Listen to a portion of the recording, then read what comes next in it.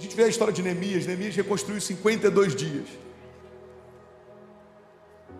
O que não conseguiram reconstruir em décadas. Uma das chaves mais poderosas da história de Neemias é a forma como ele era indiferente à opinião dos outros. Irmão, olha para mim. Tão importante quanto você se inclinar para uma opinião de Deus é você se tornar indiferente a uma opinião que não vem de Deus. E Neemias estava lá construindo, o povo querendo retaliar, os inimigos querendo dividir, e ele estava focado. E aí, em algum momento envia um mensageiro, o mensageiro fala: Neemias, estão te convidando para descer e conversar lá embaixo. Ele fala: eu estou ocupado demais com uma visão que Deus me deu. E a Bíblia diz que quando o mensageiro ele retorna e dá essa resposta, então os homens que haviam enviado ele na primeira vez enviam novamente, e ele fala a mesma coisa, e ele recebe de Neemias a mesma resposta: avisa para eles que eu estou ocupado demais com uma visão que Deus me deu. Irmão, olha para mim. Tem momentos da nossa história que a gente precisa ser um pouco mais direto com quem tenta tirar a gente do foco. Às vezes a gente fica preocupado demais de não ser ríspido com quem quer tirar a gente do caminho, e a gente acaba sendo neutro com quem está chamando a gente para um lugar.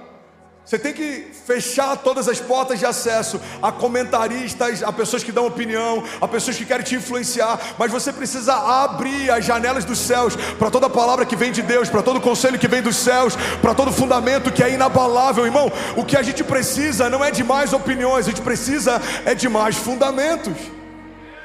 Eu fui esses dias num podcast que é muito relevante no Brasil, e ele me perguntou qual que é a sua opinião sobre isso. Eu falei: ninguém quer saber minha opinião. Porque daqui a 30 anos, 10 anos, 20 anos, eu não estou nem mais aqui, ninguém vai lembrar de mim. Eu estou aqui para defender fundamentos. Quando o mundo te pedir opiniões, dê fundamentos. Então, assim diz a palavra de Deus, assim diz o Senhor, assim diz. Você entende? Porque a gente para de se mover por aquilo que a gente acha, irmão. O que a gente acha está enraizado em sentimentos, está enraizado em percepções, é sensorial, é superficial, passa. Opiniões mudam. Quantas opiniões você tinha em relação a alguns temas centrais há 10 anos atrás? Eles mudaram hoje, vão mudar daqui a 10 anos. As nossas opiniões são volúveis, mas existe um fundamento: as palavras do Senhor não são. Todas as coisas podem passar, mas as minhas palavras não passarão, diz o Senhor. Você está comigo? Se for para Jesus, você pode fazer melhor. Aleluia.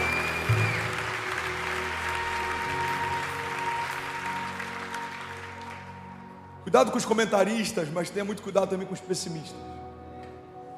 Os pessimistas muitas vezes são travestidos de pessoas sensatas ou zelosas.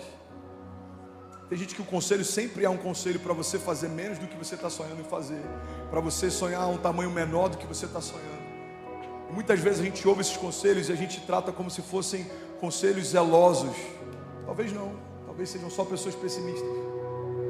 Uma das coisas que eu mais ouvi são pessoas dizendo: no início do meu ministério eu também era assim, igual você, isso vai passar. Eu também era assim, empolgado no início, isso passa. E pior, quando tentam ancorar isso numa coisa que parece que é muito sensata. Quando a gente amadurece, isso muda. Irmão, não tem nada a ver maturidade com ausência de ousadia.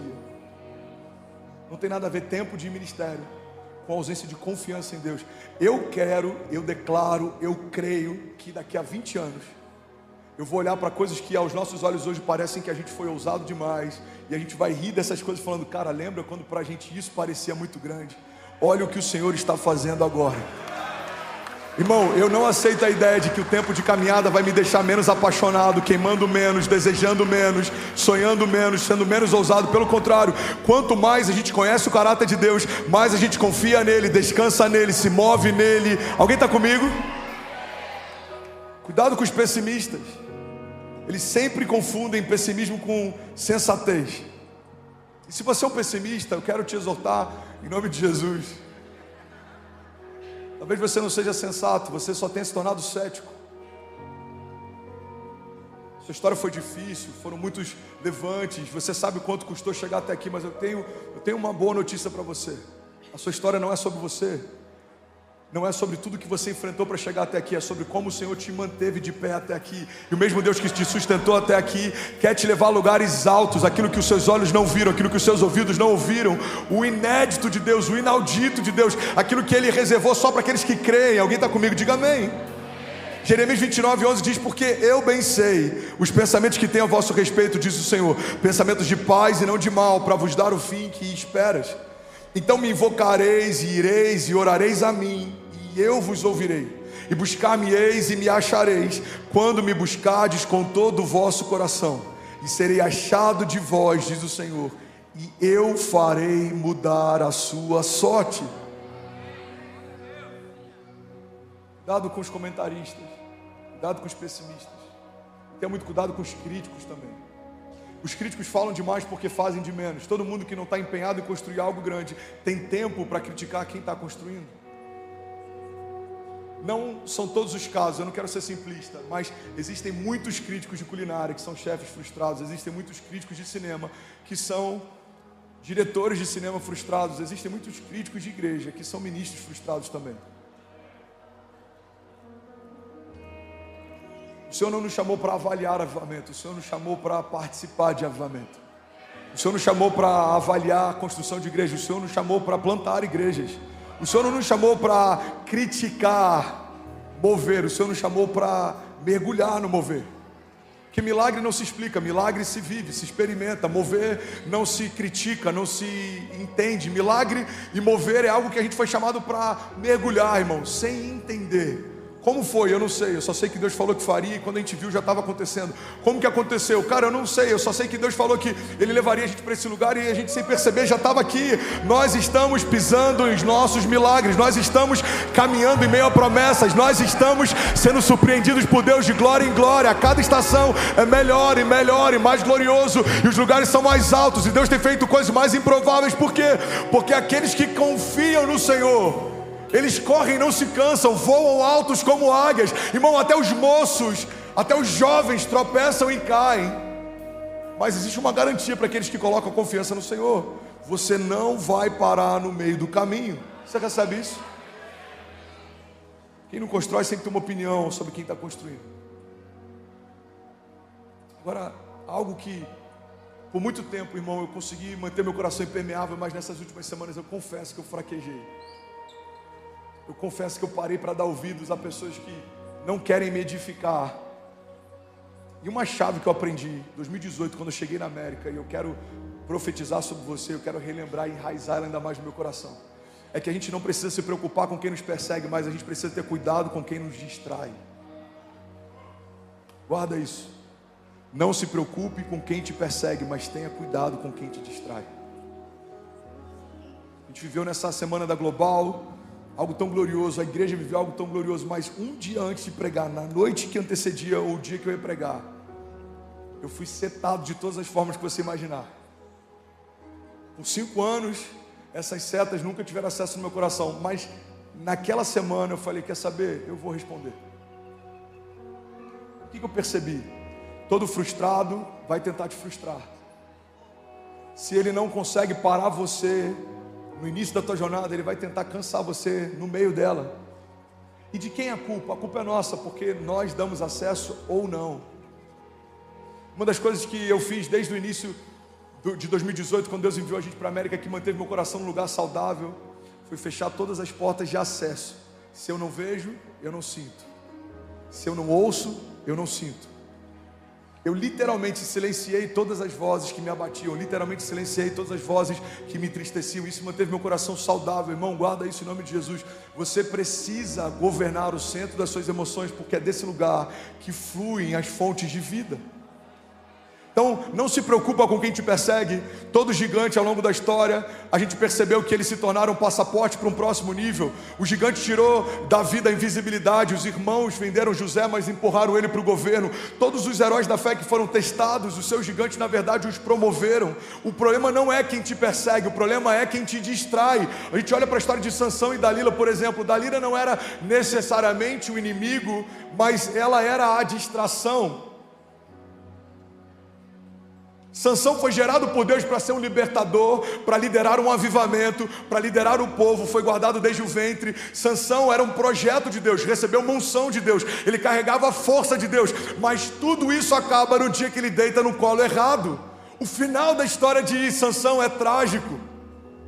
É capturado pelos seus inimigos, eles cegam ele, tornam ele um bobo da corte, até o último dia da sua história.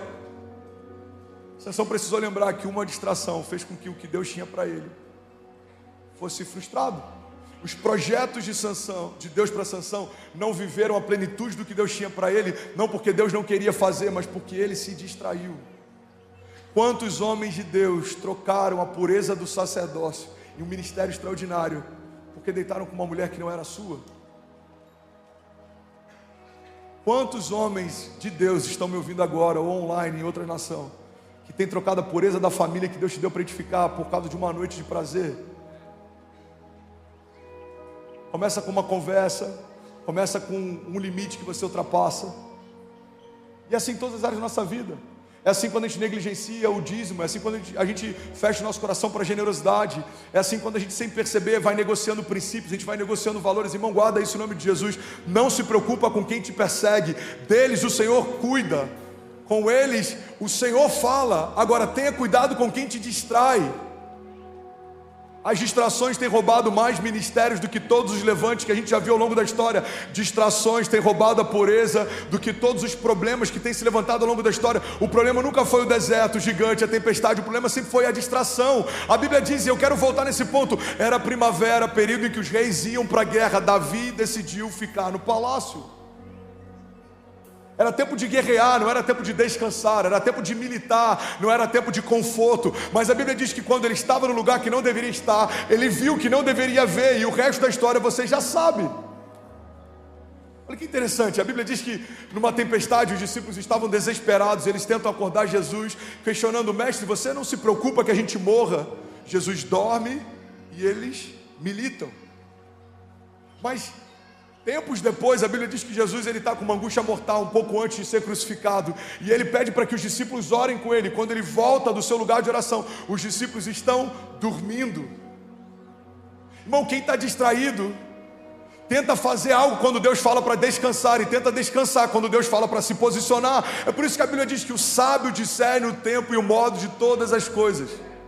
Eclesiastes 3 diz que há um propósito determinado para todo propósito debaixo dos céus. Há um tempo determinado para todo propósito debaixo dos céus. Há tempo de plantar e há tempo de colher, há tempo de avançar e há tempo de recuar, há tempo de abraçar e há tempo de afastar, há tempos de guerra e há tempos de paz. As distrações fazem com que a gente não perceba a estação que a gente está. Se é tempo de descansar, descanse. Se é tempo de guerrear, guerreie. Se é tempo de clamar, clame. Se é tempo de chorar, chore. Se é tempo de se alegrar, se alegre. Se é tempo de rasgar suas vestes, rasgue. Mas não se distraia. Quando você discerne estações, você evita frustrações. Alguém está recebendo essa palavra? Diga amém. Sansão e Dalila são um exemplo claro. Ele morreu sem cumprir o seu propósito porque dormiu no colo errado. Mas todas essas coisas, na verdade, nos mantêm alertas. Eu não lembro de quem é o autor, mas essa frase é muito poderosa. Ele diz: quando um cachorro late, é porque tem alguém próximo da porta. Quando um cachorro late, é porque tem alguém próximo da porta. Igreja, não se distraia. Estamos vivendo um tempo poderoso como igreja. Estamos vivendo algo glorioso. A gente está recebendo testemunhos de famílias que estão prosperando, negócios que estão crescendo, casamentos que estão sendo restaurados, enfermos estão sendo curados, tem gente sendo batizada com o Espírito Santo. Tem algo novo acontecendo todos os dias. Deus está largando as nossas tendas. O Senhor está amplificando a nossa voz. O Senhor está aumentando as fontes de recursos. O Senhor está trazendo reforços. O Senhor está aumentando o corpo pastoral. O Senhor está aumentando a porção de unção. O Senhor está aumentando a nossa voz profética. Mas o inferno não está satisfeito. Então, se o inferno não pode parar algo que o próprio Deus está fazendo, como que ele trabalha? Ele tenta distrair quem está vivendo algo com Deus. Não se distraia no seu casamento, não se distraia no seu ministério, não se distraia na sua empresa, não se distraia no seu negócio. Feche as brechas, consulte quem precisa ser consultado, não dê ouvidos a quem não tem propriedade para falar. Entenda quem tem uma opinião e quem tem conselho. Opinião qualquer um dá, conselho só dá quem tem autoridade para isso. Não dê acesso a quem não te dá destino. E aí, tudo bem? Você acabou agora de assistir um vídeo. Se você ainda não está inscrito, já se inscreve também no nosso canal, ativa esse sininho aqui embaixo de notificação e toda vez que eu fizer uma live ou estiver transmitindo uma mensagem ao vivo, você vai ser um dos primeiros a saber. Mas eu deixei mais 2 indicações aqui que eu espero que façam muito sentido para você. Então já aproveita e clica para assistir a próxima mensagem, beleza? Seja bem-vindo ao time de incendiários e eu espero de verdade que essas mensagens mudem a sua vida como elas têm mudado a minha também. Até a próxima. Valeu!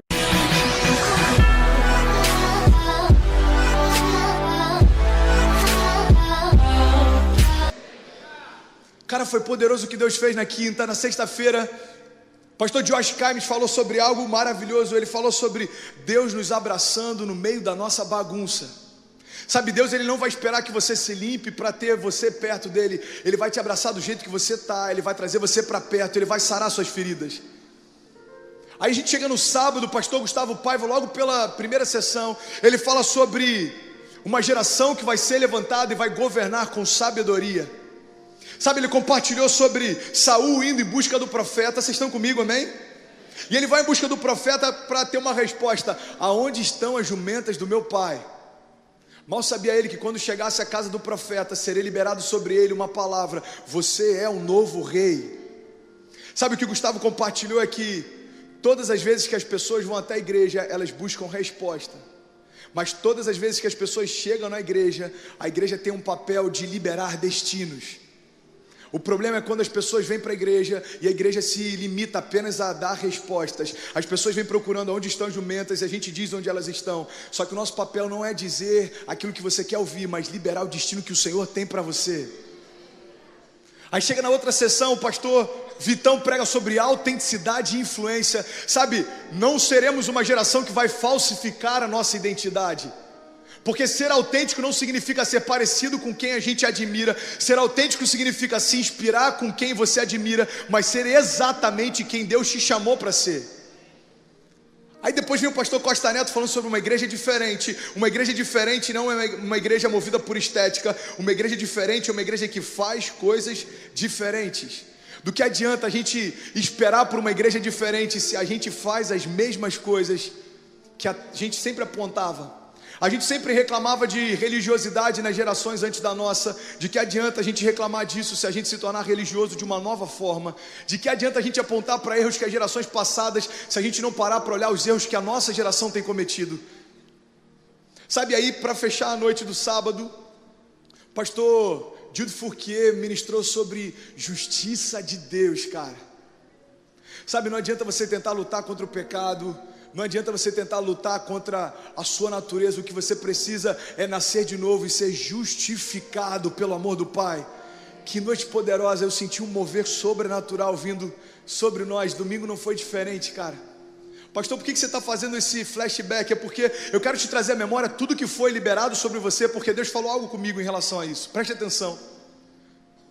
Sabe, domingo a gente teve momentos de adoração. Gabriela Rocha foi sobrenatural. Ela ministrou sobre o fluir do Espírito Santo, Pentecostes, o Espírito vindo sobre a igreja, avivamento, fogo sobre o altar. Pastor Jude Fourquier pregou no último culto e foi sobrenatural. E eu preguei sobre algo que eu quero finalizar hoje. E é bem rápido, eu só tenho mais 7 minutos. Preste atenção no que eu vou compartilhar com você. Eu falei sobre a influência e eu usei 2 homens que foram influenciados de formas distintas. Eu falei sobre Judas sofrendo a influência do dinheiro, sendo maior sobre ele do que a influência do próprio Cristo. Judas chegou ao ponto de vender o próprio Cristo por 30 moedas de prata. Depois eu falei sobre João Batista, um homem que foi cheio do Espírito Santo desde o ventre da mãe. A palavra de Deus chega ao ponto de dizer que nenhum homem nascido de mulher foi tão cheio do Espírito Santo como aquele cara.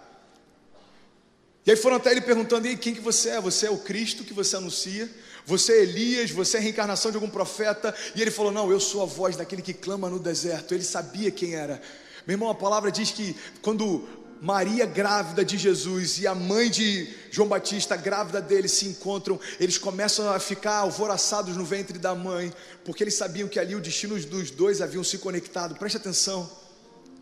Só que tem um momento em que João Batista está preso e todas as informações que ele tem de Jesus vêm dos seus discípulos. E aí ele pergunta: como é que está Jesus? E os discípulos vão falando: olha, ele está sentado em rodas de prostitutas, ele está sentado em mesas junto com cobradores de impostos. E João Batista começa a ser influenciado por aquilo que ouve.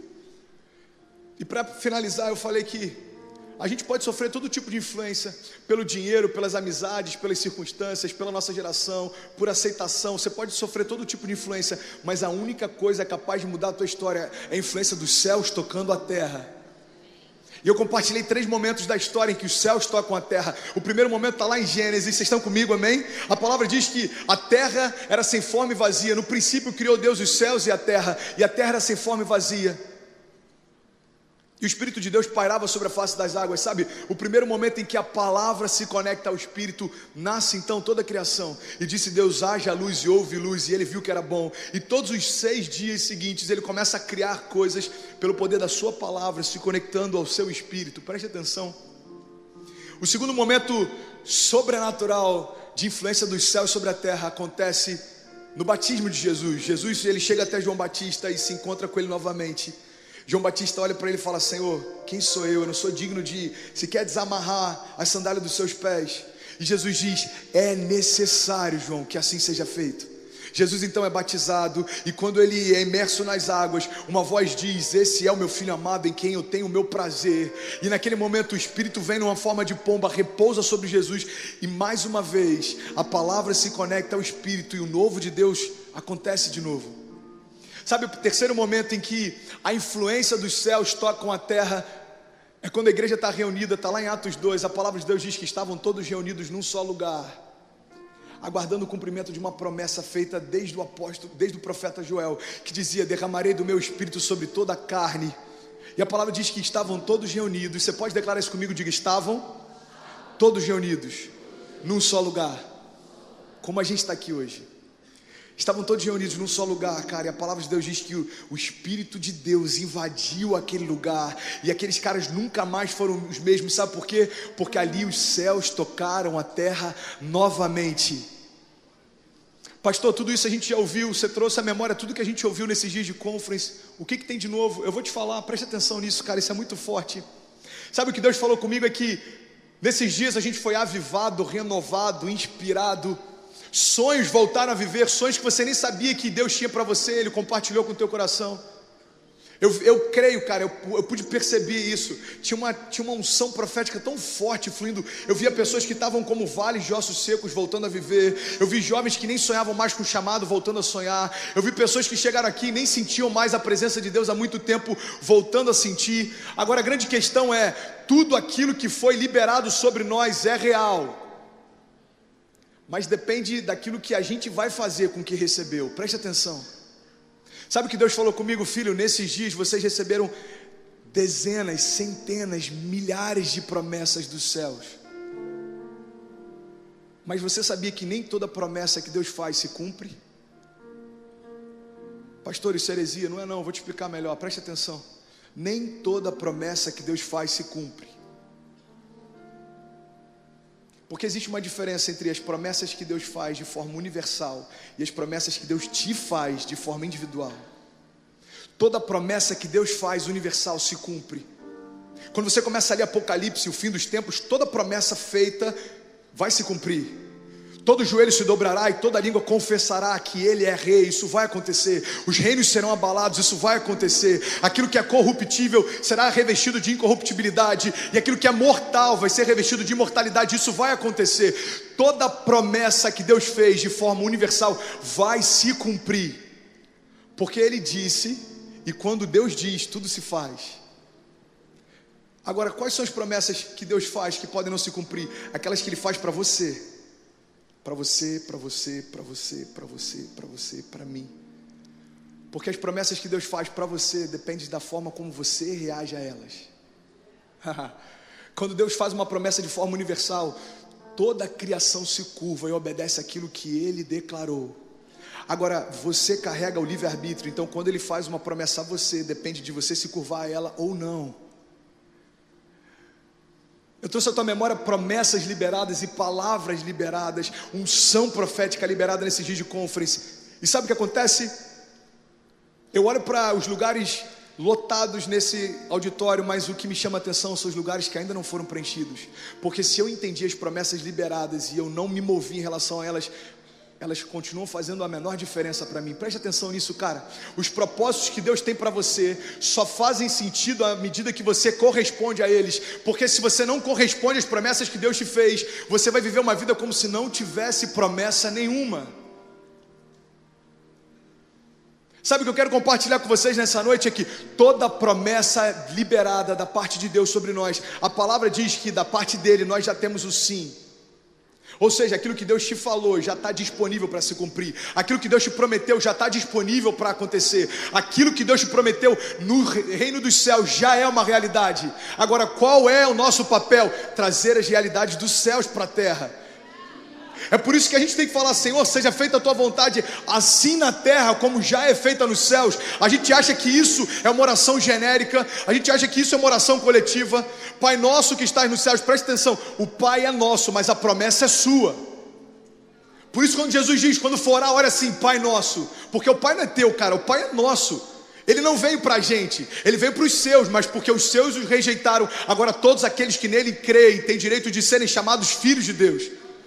Então Jesus está dizendo: olha, eu não vim para vocês, mas eu vim para os meus me rejeitaram. Então eu vim para todo aquele que nele crê. Aqueles que creem em mim podem chamar o meu Pai de Pai também, porque receberam por adoção o direito de serem chamados filhos. Aí ele começa a oração: Pai nosso que estás nos céus, santificado seja o teu nome, venha a nós o teu reino e seja feita a tua vontade. Agora presta atenção, quando você declara seja feita a tua vontade, tem que começar dentro de você, cara.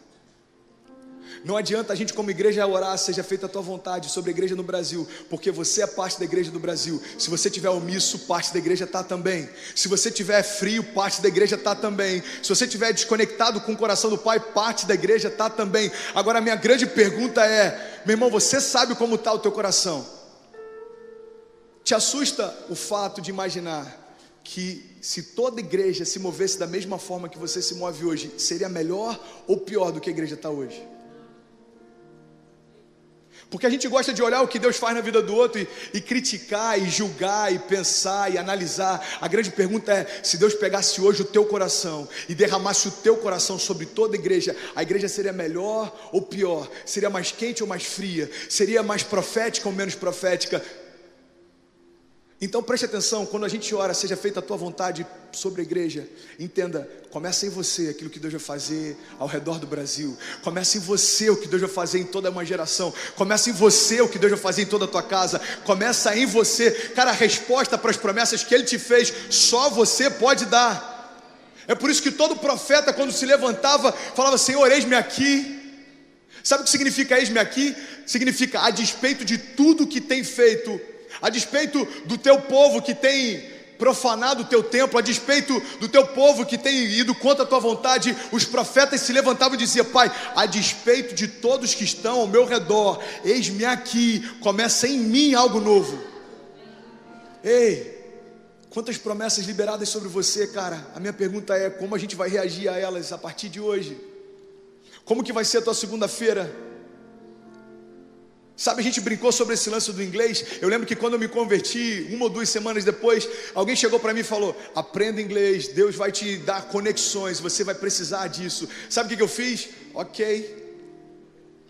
10 anos se passaram e eu continuo sem falar inglês. Aí sabe o que me constrange? Quando Deus traz pessoas de outros países para cá, pessoas mandam mensagem querendo compartilhar coisas, outros ministérios que eu sempre me inspirei, hoje mandando mensagem falando: e aí, mano, tá tudo bem? Cara, fantástico o que vocês estão construindo, e eu preciso de ajuda de alguém para conversar. Por quê? Porque eu acreditei na promessa, mas não respondi a ela. Do que adianta você clamar pela chuva, você nem arou o campo ainda, você está sem Deus, muda a minha história, Deus, por favor, muda a minha história, faz acontecer a tua promessa, e Ele está assim: filho, você precisa sair do lugar onde você está, porque desde a promessa que eu te fiz, a posição que você está é a mesma. Ei, você precisa agir, cara, você precisa sair do lugar que você estava. Meu irmão, se existe um lugar que está cheio de promessas que não se cumpriram, é o cemitério. A grande questão é, quando a gente chegar lá, o nosso legado vai apontar para promessas cumpridas ou promessas que ficaram no meio do caminho. Eu parei para analisar a promessa que Deus me fez, e sabe o que tem me constrangido? Eu falei: Deus, me perdoa porque eu acreditei, mas eu não me posicionei, me perdoa. Sabe o que ele fala para mim? Filho, não precisa pedir perdão, quem deixa de usufruir é você. Para mim está tudo certo. Está tudo certo. Eu continuo te amando. Não tem nada que você possa fazer para eu te amar mais. Não tem nada que você possa fazer para eu te amar menos. Eu continuo te amando. A questão é, se você vai viver plenamente o que eu te prometi ou não. Isso daí é um problema seu. É uma questão sua. Eu não posso fazer mais nada. Meu filho já foi derramado naquela cruz. O Calvário é real, já aconteceu. Ele já venceu o inferno e a morte. Ele já liberou sobre você a autoridade sobre os céus e a terra. Já liberou sobre a igreja as chaves dos céus. Aquilo que ligares na terra terá sido ligado nos céus, e aquilo que desligares na terra também terá sido desligado nos céus. Ei, preste atenção. Você não precisa pedir mais nada para Ele além daquilo que Ele já te deu. Ele te deu unção, Ele te deu identidade de filho, Ele te deu autoridade sobre os céus, a terra, sobre as doenças e as enfermidades. Cara, Ele já te deu promessas. O que a gente precisa fazer então, André? A gente precisa se posicionar em relação àquilo que Ele prometeu. Eu tenho declarado desde o primeiro culto desse ano, 2017 é o melhor ano da minha vida. Eu creio e eu tenho vivido crendo nisso, cara. E quantas coisas Deus tem rompido esse ano. E se finalizar esse ano e olhar para trás e ver que algumas ficaram no meio do caminho, é porque eu não me posicionei como deveria. Eu estava conversando com alguns jovens que são mais próximos, e eu falei, cara, se tem algo que Deus falou comigo depois dessa internação, é que eu preciso ser irrepreensível em todas as áreas. Em todas as áreas. Eu quero poder daqui a alguns meses olhar para vocês e falar, cara, você pode caminhar comigo e você vai ver que eu sou irrepreensível em todas as áreas. Pastor, isso é vaidade? Não, cara. Isso é coerência. Porque se eu prego sobre o evangelho pleno, eu preciso ter vida plena também. Se eu prego sobre um Deus que faz promessas e cumpre, vocês precisam olhar para mim e ver elas se cumprindo também. Pastor, eu já vejo, beleza, mas quem disse que aquilo que você está vivendo hoje é o teto daquilo que Deus quer fazer? Sabe qual é o nosso problema? É a síndrome da comparação. Você olha para quem está do teu lado, você olha para o que Deus está fazendo, você acha que, uau, Deus, você já tem feito tanta coisa. Você está dizendo para Deus então que o limite dele é o irmão do lado.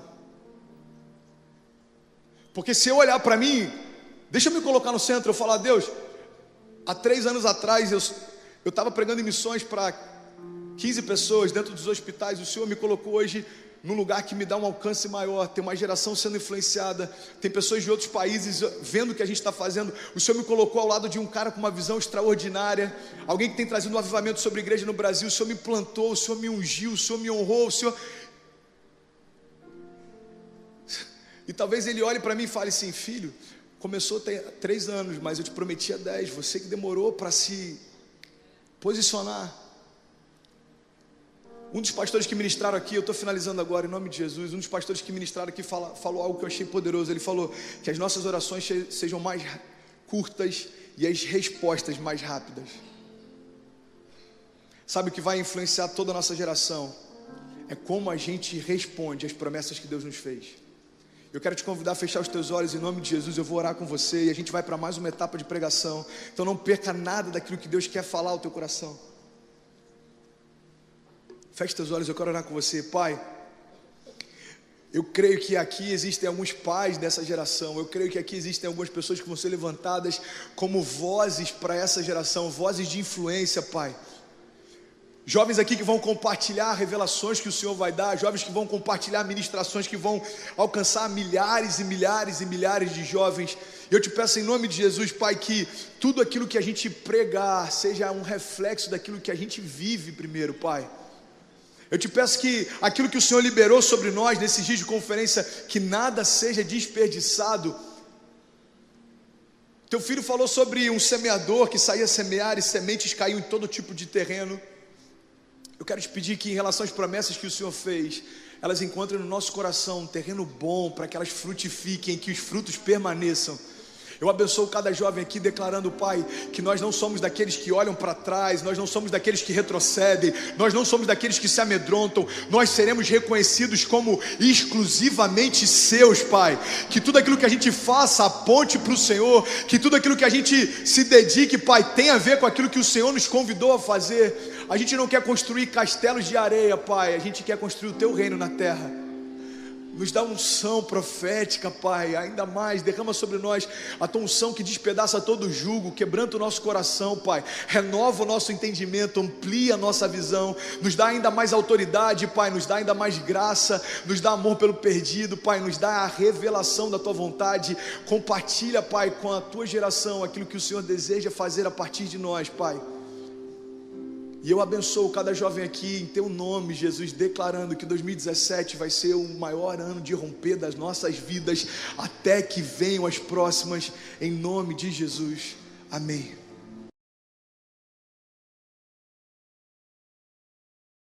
Quero falar sobre o poder da fé, o poder do nome de Jesus, o poder da entrega, o poder da concordância.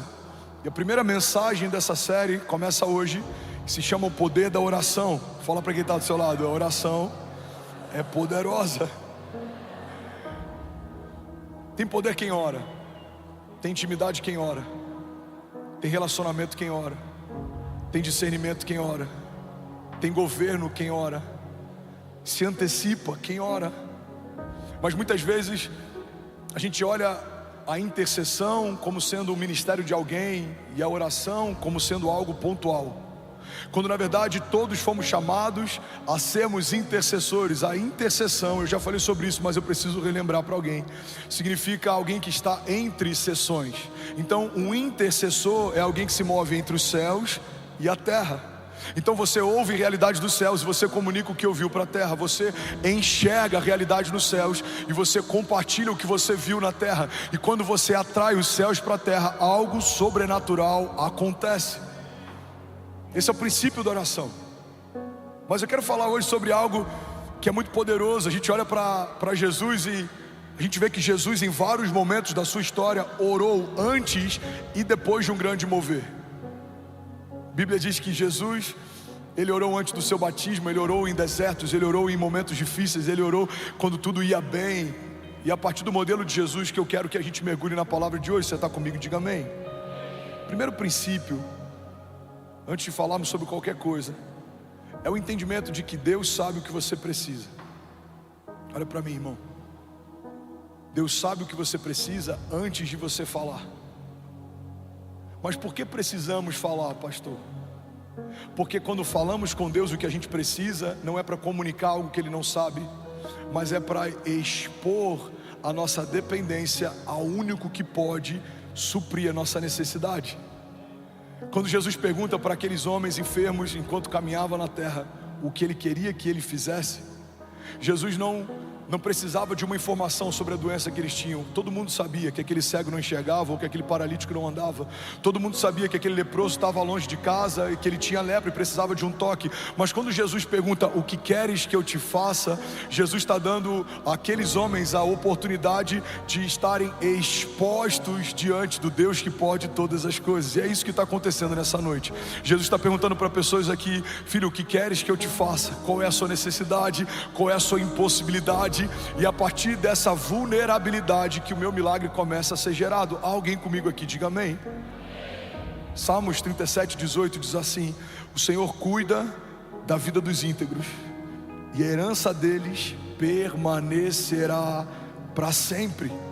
Em tempos de adversidade não ficarão decepcionados, e em dias de fome desfrutarão de fartura. Será que alguém pode dizer glória a Deus por isso? Sabe, a oração é um momento da gente conectar céus e terra, é um momento da gente compartilhar nossas necessidades, é um momento da gente agradecer por tudo que viveu. Mas a oração faz muito mais do que suprir o que você pediu ou te dar o que você precisa. A oração te torna mais parecido com Jesus. Eu não lembro de quem é o autor, mas essa frase, ela me impactou. Eu vi um tempo atrás, ela dizia assim: cada vez que eu oro, Deus tira algo meu e coloca algo dele. A oração faz um homem sanguíneo se tornar mais paciente. A oração faz um homem que é escasso se tornar mais generoso. A oração faz com que a gente se quebrante. É impossível você permanecer inflexível na presença do Deus Todo-Poderoso. a gente é quebrantado na presença de Jesus, a gente começa a se render na presença de Jesus, a gente começa a ser vulnerável na presença de Jesus, e todas as vezes que isso acontece, algo sobrenatural acontece em seguida. Eu lembro de um vídeo que eu vi um tempo atrás, de um campo de trigo, e aquela pessoa que plantava esse trigo estava falando que para eles é muito fácil de distinguir o trigo do joio. Aos olhos naturais, para a gente é quase impossível. Eles parecem a mesma coisa, mas para quem trabalha com isso todos os dias, para eles é muito fácil. E aí o repórter perguntou para ele: como é que vocês conseguem distinguir o trigo do joio? Ele falou: é só você esperar o vento passar. Quando o vento bate, o joio ele nunca se dobra, mas o trigo se dobra com facilidade. Porque temos desafios no nosso tempo de oração? Porque muitas vezes a gente tem essa dificuldade de se expor, de se lançar, de se quebrantar, de se derramar. Mas a verdade é que todo milagre sobrenatural acontece a partir do momento em que você se entrega, se derrama. A Bíblia diz que Deus não rejeita um coração quebrantado. Então eu quero falar com você nessa noite sobre um poder que libera o sobrenatural. Eu quero falar nessa noite sobre um princípio que foi, vamos junto, lindão, vamos fluir, que foi negligenciado, que foi esquecido, que muitas vezes foi terceirizado, talvez até subjugado, não foi valorizado.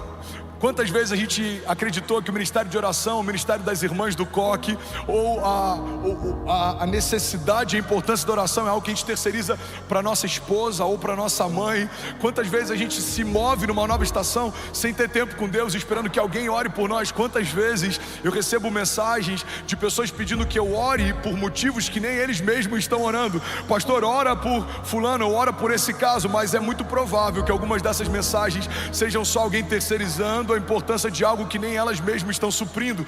Mas a Bíblia fala a respeito de homens de Deus que tinham tempo com Deus, e porque tinham tempo com Deus, viveram coisas que homens naturais não viveram. A Bíblia diz que José ouviu dos céus o que ninguém tinha ouvido, por isso ele governou no seu período, no seu tempo. A Bíblia diz que havia uma seca eminente e os magos não conseguiram decifrar o sonho que o faraó havia tido. A Bíblia diz que os sábios e toda a corte não conseguiu decifrar o sonho que Faraó havia tido. Mas quando um jovem que ouviu os céus, ouviu o sonho de Faraó, para ele foi muito fácil discernir o que ele estava sonhando, porque quem ouve os céus governa na terra. A Bíblia fala que Davi era um homem de Deus que estava cuidando do rebanho do seu pai. Não decidiram chamá-lo no dia em que um novo rei seria ungido, mas Deus mandou chamá-lo, porque era ele quem Deus queria ungir. E a Bíblia diz que Davi era aquele que tocava a harpa para Saul. Davi era aquele que acalmava o espírito do rei quando ele estava conturbado, porque só dá para você derramar sobre alguém aquilo que você carrega. Davi carregava um pedaço do céu, e quando a boca dele se abria, o céu se manifestava onde ele estava. E não é à toa que Davi é removido de um lugar improvável e colocado no trono mais alto que um homem poderia se assentar, no trono de Israel, porque quem tem tempo com Deus governa na terra. Quem ouve os céus vive o que homens naturais não vivem. Eu estou pregando para alguém aqui nessa noite. Será que tem alguém aqui queimando por Jesus? Agora, quem não ouve os céus anda em círculos, gasta tempo com coisas que não liberam o nosso destino ou que não apontam para o nosso futuro. Quem não ouve os céus demora décadas para viver algo que com Deus poderia viver em anos. Quem não ouve os céus está sempre dependente da palavra profética de alguém que ouve. Quem não ouve os céus está sempre consultando profetas como se fossem videntes, ou está sempre em busca de uma migalha de alguém sendo liberada durante 40 minutos de uma pregação no domingo, porque não tem tempo secreto durante a semana. Quem não ouve os céus se torna consumidor e não filho, se torna cliente e não parte da igreja. Quem não ouve os céus, irmão, assiste milagres, mas não consegue liberar nenhum. Quem não ouve os céus até crê que Deus faz algo, mas não crê que Deus vai fazer na sua própria vida. Quem não ouve os céus tem medo do futuro, tem medo do inferno, tem medo dos demônios, tem medo da inveja, tem medo dos levantes. Mas quem ouve os céus pode declarar com autoridade: mesmo que eu ande pelo vale da sombra da morte, mal nenhum eu temerei, porque tu, Senhor, estás comigo. Podem 1000 cair ao meu lado, 10.000 à minha direita, mas eu não serei atingido. Alguns confiam em carros, outros confiam em cavalos, mas nós confiamos no Deus da nossa salvação. Alguém comigo aqui, pelo amor de Deus, diga amém. A Bíblia diz que os ímpios fogem sem que haja ninguém a persegui-los, mas os justos são ousados como um leão. você vê a diferença de quem tem tempo com os céus e de quem não tem tempo com os céus, de acordo com a forma como eles reagem ao dia mau. Quem não tem tempo com Deus é inconstante quando os dias são maus. Quem tem tempo com Deus, ele é inabalável, independente da circunstância. A Bíblia diz que Davi, ele está orando, jejuando para que Deus salve o seu filho, mas quando a notícia de que o seu filho havia morrido chega para o rei, ele troca as vestes, lava o rosto e recomeça. A gente vê inúmeros heróis da fé que sofreram perdas. Eles vivenciaram luto, mas eles não pararam no seu tempo de luto. Eles recomeçaram, porque eles sabiam que o Deus que fez no passado iria fazer de novo. A gente olha para a história de Jó, perdeu seus filhos, perdeu seus recursos, perdeu tudo que tinha, mas ele sabia que o Deus que havia dado no princípio iria restituir, e iria restituir muitas vezes mais do que tudo que foi removido. Irmão, quem tem tempo com Deus não depende da opinião de ninguém, porque carrega uma palavra que foi liberada por Deus desde a eternidade passada. Quem caminha com Deus não está refém das circunstâncias e não tem uma fé emocional. Fé não é o que se sente, fé é o que se sabe. Eu sei que o meu Redentor vive, eu sei que porque Ele vive eu posso crer no amanhã, eu sei que o meu amanhã vai ser melhor que hoje, eu sei que eu posso todas as coisas naquele que me fortalece, eu sei que o Senhor é o meu bom pastor e de nada eu terei falta, eu sei que as portas do inferno não vão prevalecer contra a igreja, eu sei que Ele é o meu refúgio, a minha fortaleza, socorro presente na hora da angústia. Por isso, independente do que me cerca, eu sei que a palavra que Deus liberou sobre mim vai acontecer. Se alguém crê nisso, diga amém. Tiago 4:8 diz: aproximem-se de Deus e Ele se aproximará de vocês. Todo tempo a Bíblia está dizendo: dá um primeiro passo que os céus vão corresponder ao seu passo. Aquele que busca encontra, aquele que bate a porta se abre. Clama a mim, responder-te-ei. Se aproxime de mim e eu me aproximarei de você. Quem sabe, irmão, o que a gente chama de silêncio de Deus, na verdade seja só a resposta para uma passividade nossa. Somos passivos até quando precisamos de um milagre. A Bíblia diz que um cego clamava: Jesus, filho de Davi, tem compaixão de mim.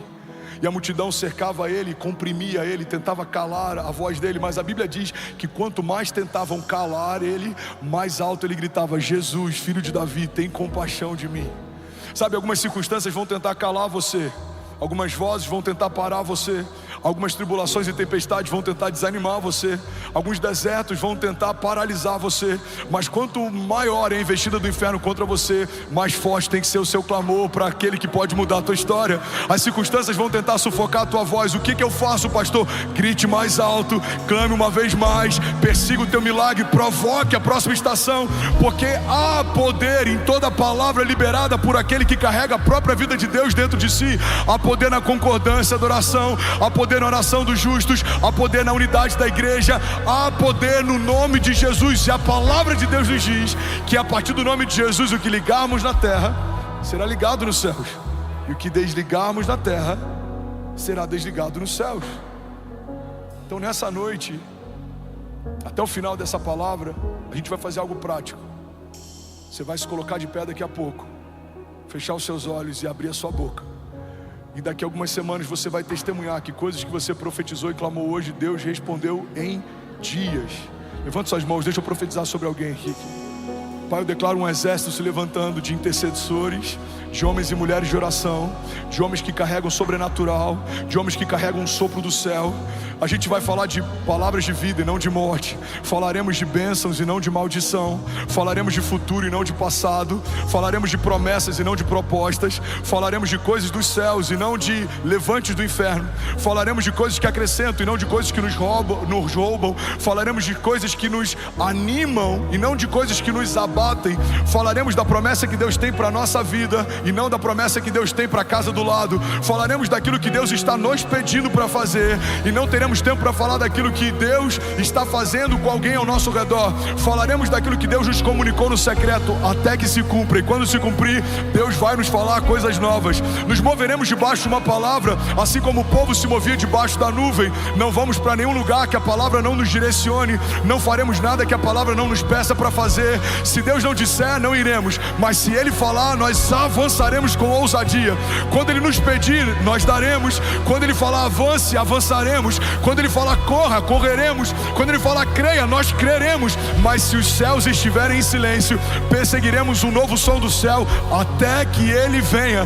Nós cremos, os céus não estão paralisados, porque Deus não é como deuses feitos por mãos humanas, que tendo olhos não veem, que tendo bocas não falam, que tendo mãos não tocam. Não, Deus é um Deus de verdade, que gera milagres de verdade.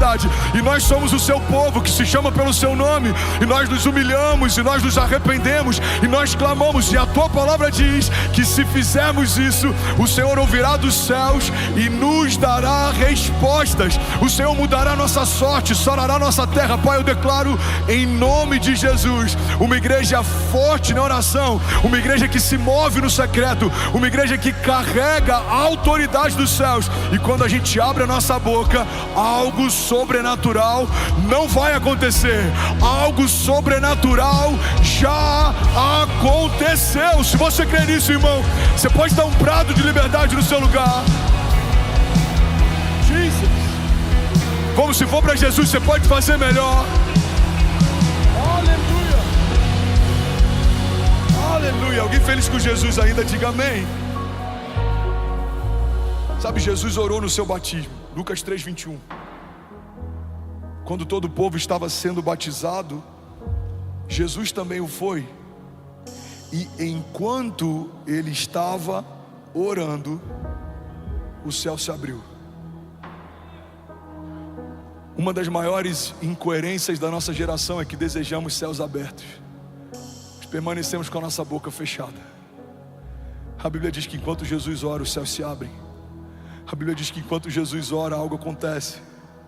Irmão, Jesus está no seu batismo e Ele não deixa de orar. A Bíblia diz que depois que Ele é batizado, o Espírito é derramado sobre Ele. O Espírito então leva Jesus 40 dias para o deserto para orar. Não tem nenhuma estação que Jesus entre que não seja marcada por oração antes e no final dela. A Bíblia diz que Jesus orou nos desertos, Lucas 5:16. Ele, porém, retirava-se para os desertos e ali orava. A Bíblia diz que Jesus orou a noite inteira antes de escolher os discípulos. E a minha pergunta é: como queremos tomar decisões importantes sem consultar a Deus, se o próprio Jesus não abrir a mão desse recurso? Irmão, Jesus, o Verbo encarnado, o próprio Filho de Deus, parte da Trindade, estava desde o princípio. João diz que no princípio Ele era o Verbo estava com Deus, o Verbo era Deus. Todas as coisas foram feitas por meio dele, sem Ele nada do que foi feito se fez. O autor e consumador da nossa fé, o maravilhoso conselheiro, Deus forte, Pai da eternidade, Príncipe da paz, está orando incessantemente antes de escolher os seus discípulos, porque Ele não fazia nada que Ele não tinha visto o Pai fazer, e Ele não falava nada que antes Ele não tivesse ouvido o Pai falar. Mas quantas vezes a gente assina contratos ou entra em sociedades, a gente toma decisões ou acessa portas sem que Deus tenha nos dado respostas. A pergunta que a gente precisa fazer nessa noite é: se o próprio Jesus não se movia sem antes ter uma palavra de Deus, como a gente ousa se mover sem que Ele fale? Olha o que a Bíblia diz, Lucas 6:12. Em um daqueles dias, Jesus saiu para um monte a fim de orar, e passou a noite orando a Deus. Ao amanhecer, chamou seus discípulos e escolheu 12 deles, a quem também designou como apóstolos. A Bíblia diz que Jesus orou antes da multiplicação dos pães e peixes. Isso é uma coisa extraordinária, porque a gente vê várias vezes Jesus orando e agradecendo antes do milagre acontecer. Dinâmica da fé fala a respeito de celebrarmos antes do milagre acontecer, porque celebrar depois que aconteceu é óbvio, mas celebrar antes de acontecer é fé. Uma mulher estéril que celebra o filho antes de saber que está grávida, uma família quebrada financeiramente que celebra o novo de Deus antes de um novo contrato chegar, um casal que se divorciou, mas já celebra a boda de casamento mesmo que o marido ainda não tenha voltado para casa, pais que celebram a restauração de um filho viciado mesmo que ele ainda não tenha aberto mão de um vício. Irmão, isso é fé. A fé é trazermos à existência coisas que não existem, é tratar coisas que não são como se já fossem.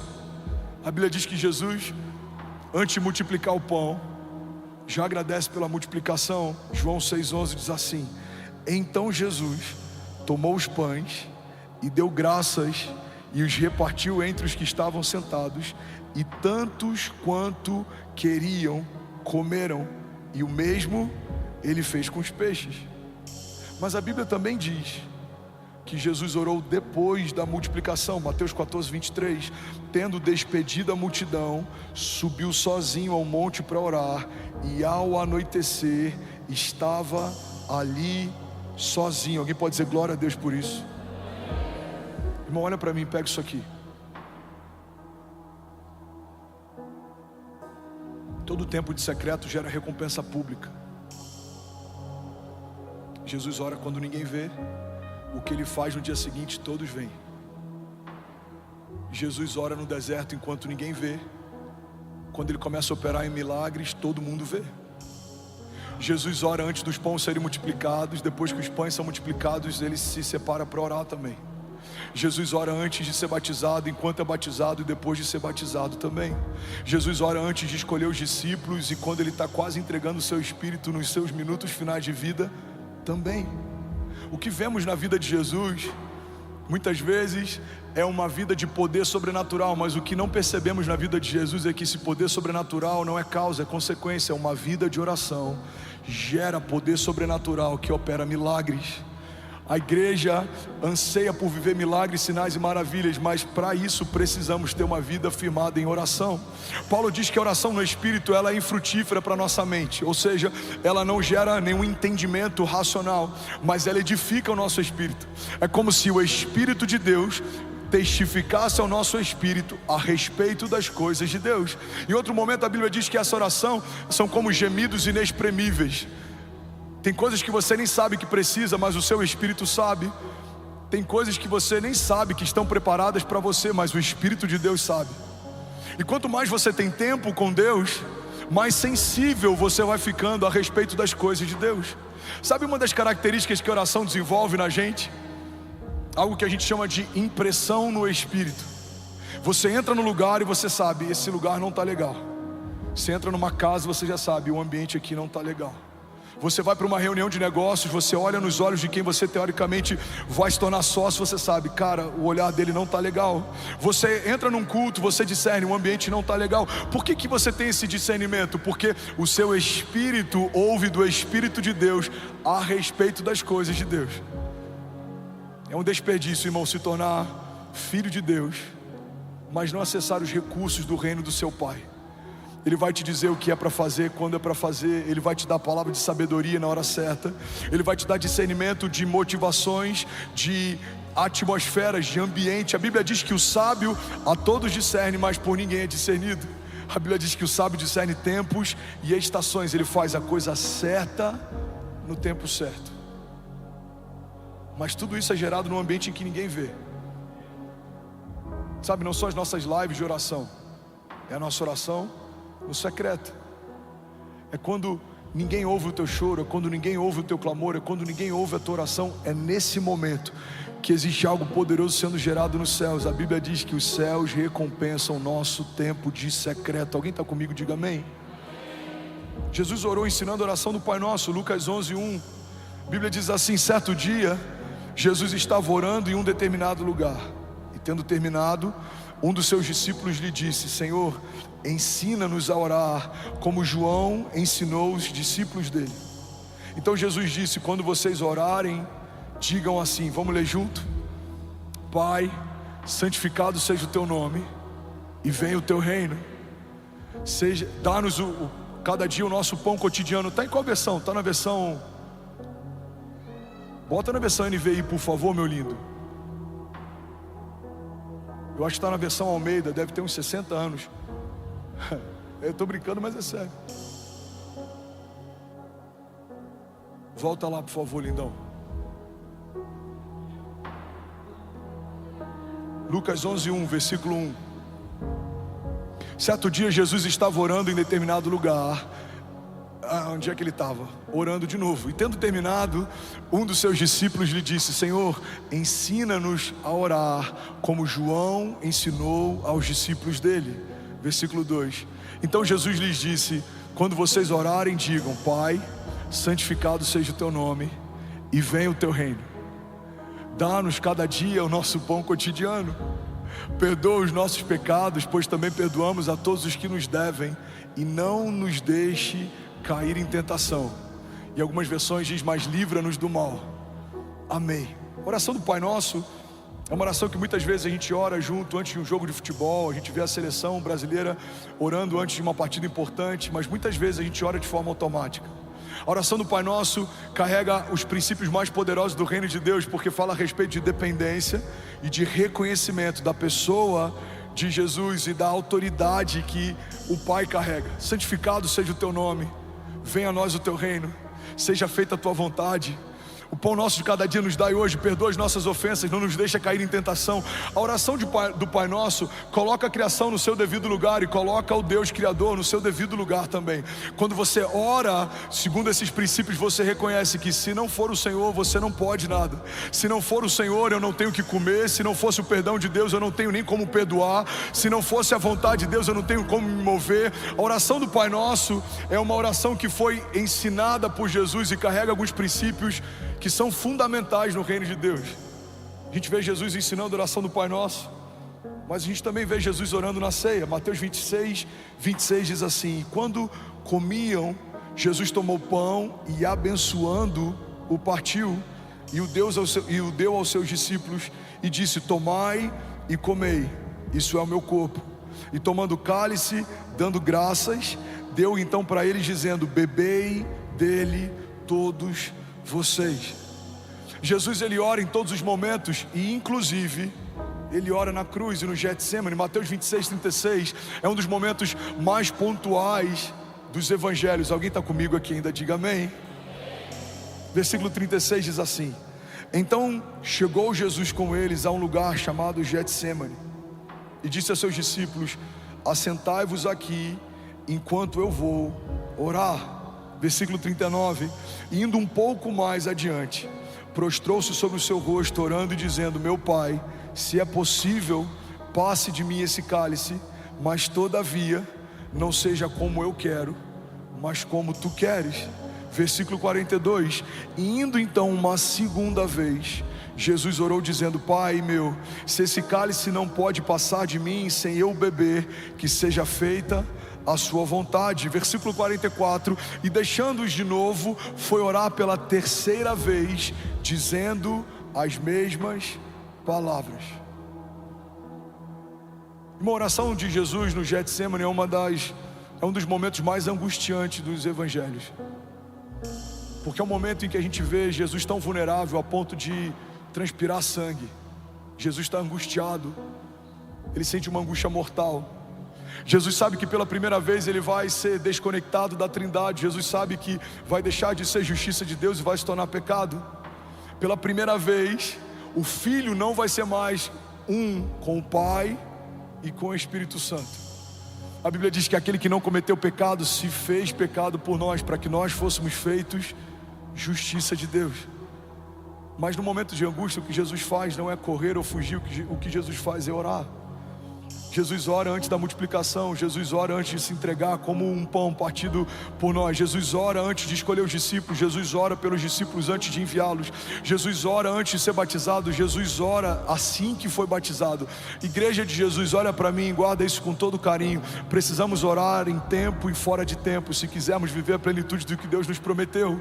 Você não vai sustentar as promessas da sua casa se não carregar vida de oração. Você não vai conseguir liberar o destino dos seus filhos se você não tiver encharcado da vida de Deus, porque tem poder quem ora. Muita oração, muito poder; pouca oração, pouco poder. A gente ouve isso há muito tempo na igreja, mas precisamos entender que isso é uma realidade. Quando vemos tantas manifestações acontecendo, tantas curas, tantos sinais, tantas maravilhas, Deus abrindo portas, um mover sobrenatural, precisamos entender que isso é uma resposta pública a pessoas que gastam tempo no secreto. Quanto mais profunda é a sua vida de oração, mais extraordinário vão ser os seus testemunhos. E eu não sei qual é a tua expectativa para 2024, mas a minha oração é para que ainda esse ano a gente possa viver o maior romper da nossa história. A gente possa colher coisas que a gente não colheu, a gente possa viver milagres que a gente não viveu. Mas para isso, irmão, não tem expectativa que sustente um milagre sobrenatural se não for a partir de uma vida de oração. Você está comigo? Diga amém. Os voluntários estão comigo? Diga amém. Os pastores apaixonados estão comigo? Diga amém. Por que tanta resistência nesse culto? Porque esse entendimento muda a vida de uma igreja. Por que tanto silêncio nesse culto? Porque queremos o fruto de uma vida de oração de alguém, mas nem sempre queremos ouvir sobre a necessidade de orarmos mais. Essa pregação para a nossa geração corre o risco de se tornar até entediante. Muitos querem ouvir sobre avivamento, poucos querem entender como os avivamentos começam. A Bíblia fala que Elias orava e algo acontecia. A Bíblia fala que Josué, a Bíblia fala de homens de Deus, Moisés, Davi, José, Pedro, Paulo. Todos esses homens foram marcados por Deus no secreto. Lemos sobre as suas recompensas públicas. Não conseguimos ter ideia do quanto eles geraram em oração aquilo que viveram enquanto todos viam. Igreja, olha para mim, o que vamos viver como igreja, o que você vai viver como casa, não se compara com aquilo que você viveu até aqui. A Bíblia diz que olhos não viram, ouvidos não ouviram e nem penetrou no coração do homem aquilo que Deus tem preparado para aqueles que creem. Mas nesse mesmo texto diz: mas Deus já o revelou por meio do seu Espírito. Algumas pessoas me perguntam: pastor, você imaginava viver o que você está vivendo? Não, há 10 anos atrás não, mas há 2 anos sim. Eu vi aquilo que vivemos hoje quando isso era impossível. Se você me perguntar: André, você imagina que aquilo que a gente vai viver daqui a 10 anos como vai ser? Não, daqui a 10 anos não, mas os próximos 2 Deus já me revelou. A gente não vai andar no escuro tateando, tentando encontrar um caminho, não. Enquanto você caminha, mesmo que os seus olhos não veem, Deus está dizendo o que Ele preparou para aqueles que creem. E os seus olhos não viram, os seus ouvidos não ouviram, não penetrou no teu coração, mas Ele já revelou por meio do Espírito. E esse é o testemunho dos filhos de Deus. A Bíblia diz que o testemunho dos filhos de Deus é que os filhos de Deus caminham pelo Espírito de Deus. Você não vai andar desenganado, você não vai ficar tentando. Irmão, um homem de Deus não tem tempo para ficar tentando. Você não vai tentar. Pastor, eu estou namorando com uma pessoa, eu vou tentar para ver se dá certo. Pastor, eu estou vendo um negócio, eu vou tentar para ver se funciona. Não, irmão, você não tem tempo para tentar. Você vai acessar o maravilhoso conselheiro e ele vai te dar um conselho de sabedoria, e você vai se mover com assertividade, e algo sobrenatural vai acontecer. E você não vai depender de conselho de homens. Talvez alguns homens vão te dizer: não faça, mas se Deus disse, vai. Porque é melhor ter uma palavra de Deus do que um bom plano. É melhor ter uma direção de Deus do que bons conselhos. A Bíblia diz que existe sabedoria na multidão de conselhos, mas não há sabedoria nos conselhos da multidão. A multidão falaria para Noé: não construa. A multidão falaria para Davi: não enfrente esse gigante. A multidão falaria para Jesus: corra, os soldados estão vindo para te prender.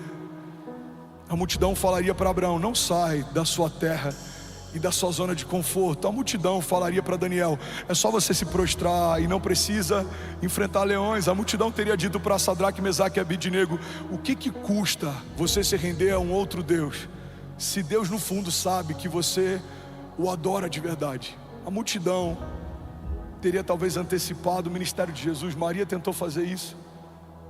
A multidão teria talvez abortado o projeto da redenção. Pedro tentou fazer isso. Pedro fala: Senhor, de maneira alguma a gente vai permitir que o Senhor seja entregue. Ele fala: aparta-te de mim, Satanás. Um homem que ouve os céus não se move por conselhos que fazem sentido, mas se move por promessas que foram feitas pela boca de Deus. Você está comigo? Diga amém.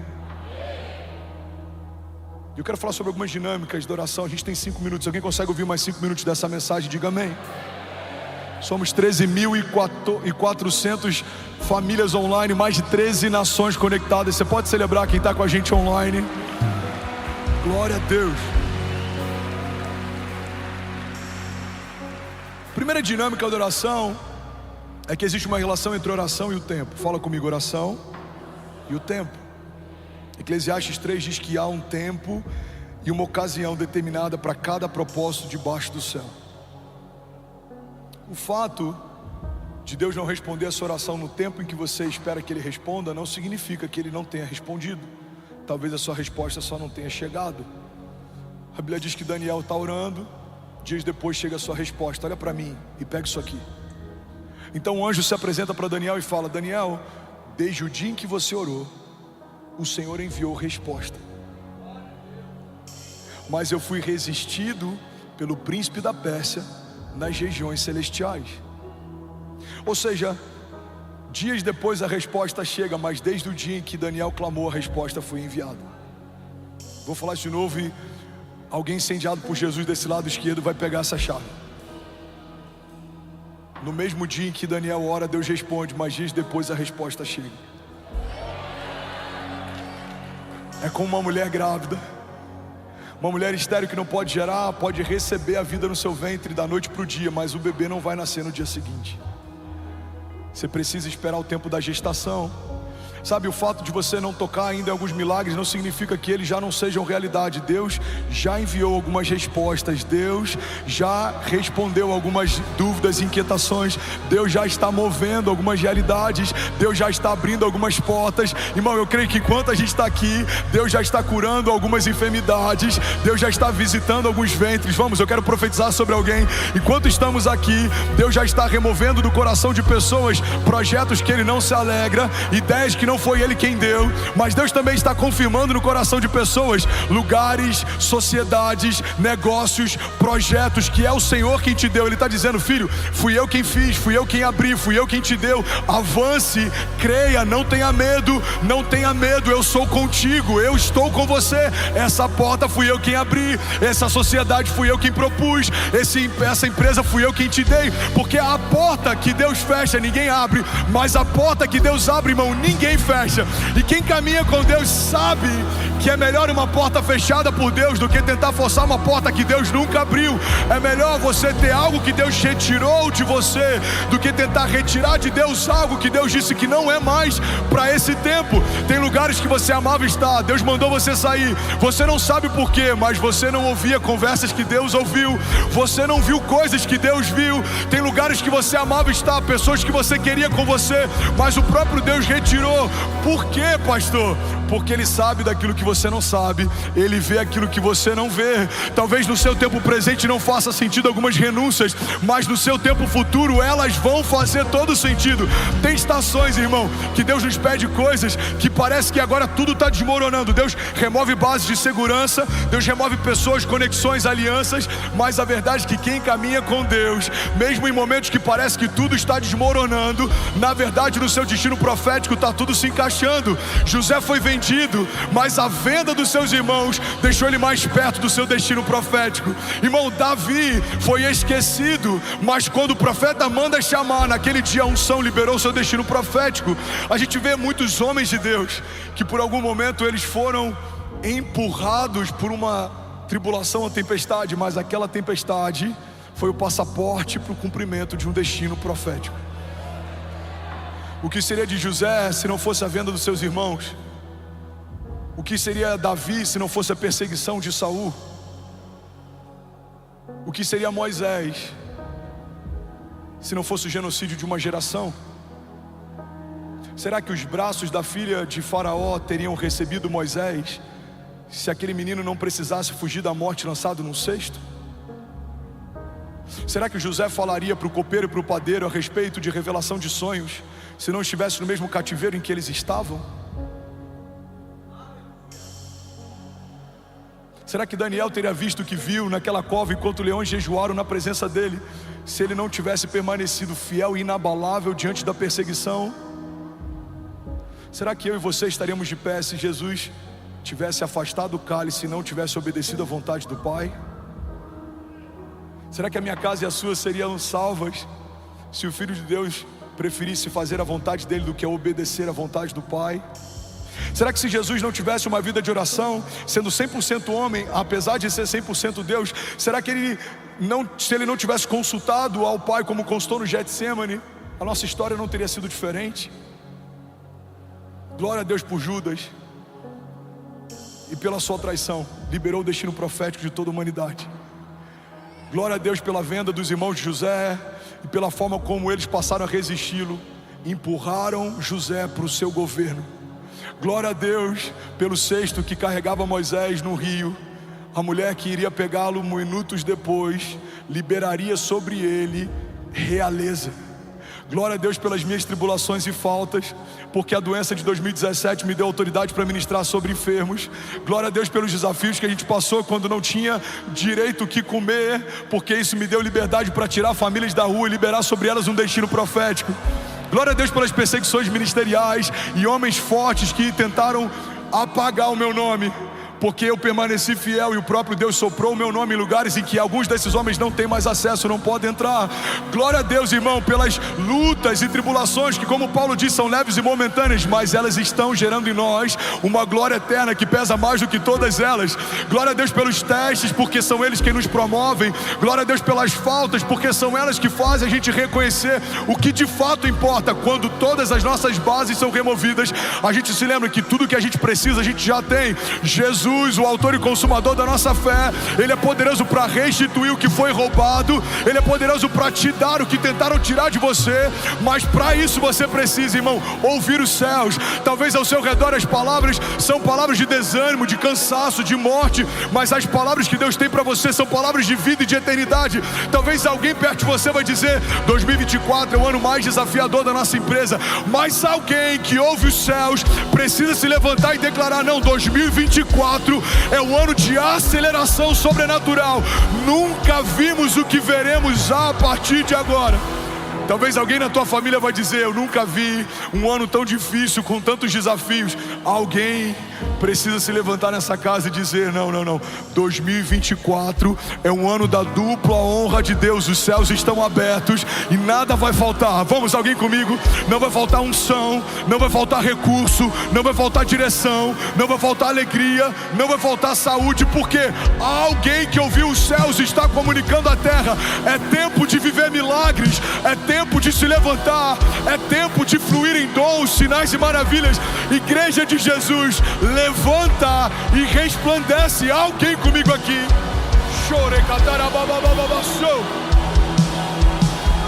Aleluia, aleluia. Vamos, se for para Jesus, você pode fazer melhor.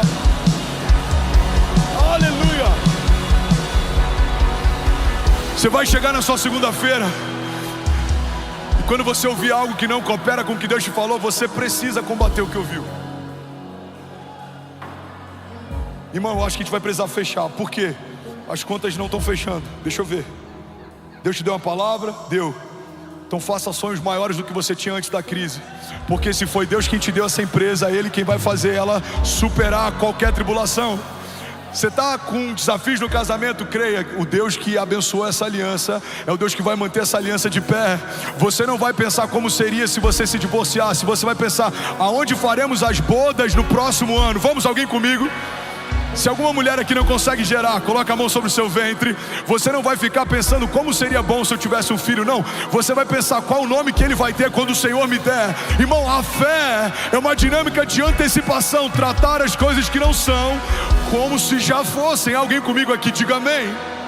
Levante suas mãos, declare com autoridade. Diga: Pai, eu creio que há poder no nome de Jesus. Diga: eu creio que há poder em toda palavra que sai da boca de Deus a meu respeito. Diga: e a despeito do que o inferno está dizendo, eu carrego uma palavra de Deus. Diga: o Senhor não é homem para que minta, nem filho do homem para que se arrependa. Se Deus disse que vai acontecer, eu sei, no céu já aconteceu. Você pode dar um brado de liberdade no seu lugar. Vamos, será que alguém pode fazer barulho? Aleluia! Aleluia! Aleluia! Alguém feliz com Jesus ainda? Dinâmica de adoração, ela tem que levar você para um lugar em que você vai ser incompreendido. Olha para mim e permanece de pé. A gente vai finalizar aqui. Vocês são incríveis. Se as suas orações fossem escutadas, ouvidas, se eu pegasse o seu tempo de secreto e colocasse no microfone aqui, será que alguém acharia loucura ou suas orações estão normais demais? Porque algumas das minhas orações gerariam em você crise. Será que o pastor está bem? Eu acho que ele está empolgado demais. Porque foi assim que trataram algumas palavras e projetos que eu apresentei para a igreja 2 anos atrás. Coisas que se ouviam nos bastidores. O menino está empolgado, ele é novo, isso é normal. Coisas que se ouvem 2 anos depois. Ele deve ter visto algo que a gente não viu, porque está acontecendo tudo que ele falou. Mas assim vai ser sobre a sua casa. Recebe isso, assim vai ser sobre seus filhos.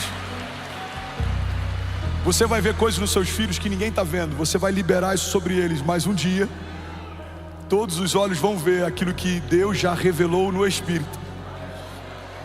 Você pode ter um filho dislexo, talvez com TDAH, qualquer problema de assimilação, de conexão. Você vai ouvir de Deus quem Ele é e você vai profetizar sobre Ele quem Ele é. Você é cabeça e não cauda. Você é filho de Deus. Você vai viver algo glorioso. O seu destino é extraordinário. Você vai tocar nações. Você vai ser grande entre os homens. Você vai aconselhar príncipes. Alguns vão olhar e falar, mas não faz sentido. Deus não te chamou para profetizar o que faz sentido. Deus te chamou para profetizar o que olhos não viram, ouvidos não ouviram, não penetrou no coração do homem. Alguém comigo aqui, diga amém. Quantas vezes a gente gasta tempo falando que todo mundo está vendo? O que todo mundo está vendo é óbvio, mas o que Deus vê? É sobre isso que precisamos falar. Como falaremos se não ouvimos?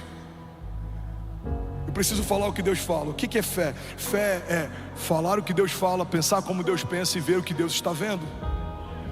A Bíblia diz, no ano em que morreu o rei Uzias, eu vi o Senhor assentado no alto e sublime trono.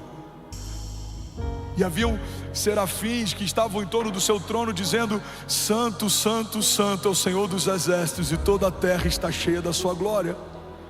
Mas a Bíblia diz que assim que o profeta foi levado à sala do trono, a primeira coisa que ele teve foi angústia, medo.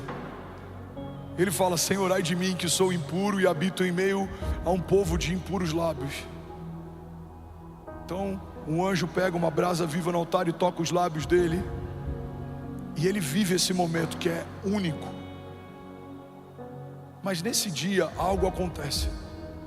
A palavra de Deus revela para nós um contraste entre aqueles que caminham na terra e olham para cima, e aqueles que caminham nos céus e olham para baixo. Um homem de Deus que caminha na terra e olha para cima tem medo quando vê a santidade de Deus. Ele acha que está tudo perdido, ele é um homem puro, e o povo em que ele caminha é um povo de impuros lábios. Mas a Bíblia diz que os anjos de Deus, quando olham dos céus para a terra, eles veem que toda a terra está cheia da glória de Deus. Se você olhar Alphaville da terra para os céus, o que a gente vai ver aqui é status, futilidade, comparação, competição, vendedores de sonhos. Mas se a gente olhar Alphaville dos céus para a terra, o que os céus veem? Eu vejo uma onda de avivamento. Eu vejo um celeiro para nações. Eu vejo um lugar que vai ser chamado de casa de oração, refúgio, porto seguro. Eu vejo uma casa de esperança. Eu vejo uma casa de destino. Se você olhasse para a minha casa em 2017, da terra olhando para os céus, o que você ia ver? Senhor, salva o André. O coração dele está parando, a válvula mitral dele está muito mal. O nível da endocardite dele aguda está muito alto, o coração está tomado. Dava para ver de olho nu no exame do transesofágico, na câmera do transesofágico, dava para ver a quantidade de aglomeração de bactérias. Meu coração estava verde. Mas e dos céus para a terra? O que os céus veem? Esse milagre vai ser testemunhado em nações. Milhares e milhares e milhares ouvirão o que eu fiz. Esse milagre vai desencadear uma onda de milagres de cura. Alguns vão dizer, o Brasil está vivendo um tempo difícil. Se a gente olhar para algumas instituições que cuidam da parte do judiciário, econômico, político, existe uma divisão, o Brasil está polarizado. Mas se olharmos o Brasil dos céus para a terra, o que os céus veem? Nação do avivamento, o lugar de onde vem o último sopro de Deus. Um lugar que Deus separou, inclusive dentro da América Latina, com uma linguagem única. para que possa liderar uma onda de avivamento que vai tocar nações. Aqueles que transportam brasas, aqueles que exportam brasas, aqueles que carregam fogo, aqueles que carregam fogo sobre os seus ossos, aqueles que têm fome por mais de Deus. Irmão, o que você precisa fazer a partir do seu tempo de oração é parar de chamar as coisas como elas são e você começar a profetizar como elas serão. Você vai começar a trazer o futuro para o seu presente, o seu futuro vai se tornar real. Você vai começar a trazer promessas para o seu presente e as suas promessas vão se tornar reais. E aí, tudo bom? Você acabou de assistir uma mensagem aqui do nosso canal. Eu tenho certeza que ela te edificou e que ela vai gerar algo novo em você. E a gente separou mais 2 vídeos, eu quero deixar essas indicações aqui para você continuar queimando com Jesus. E eu quero muito te fazer um pedido também. Se essa mensagem te edificou, comenta aqui embaixo, segue o canal, me ajuda a compartilhar para que mais pessoas sejam tocadas também. Deus te abençoe.